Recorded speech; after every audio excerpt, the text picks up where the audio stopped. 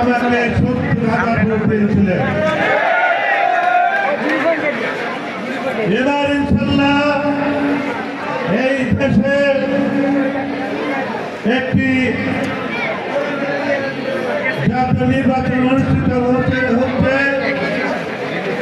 সেই নির্বাচন হবে সুস্থ এবং নিরপেক্ষ একটা লেভেল নির্বাচন হবে। তাই ভাইরা আমার, আমি আশা করি গত 18 সালের থেকে কি পরিমাণ ভোট পাবো আপনারাই বলে দিবেন।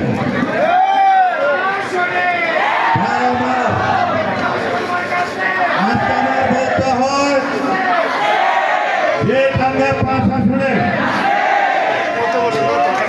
স্বাধীনতা পর থেকে কোনো উন্নয়ন নেই।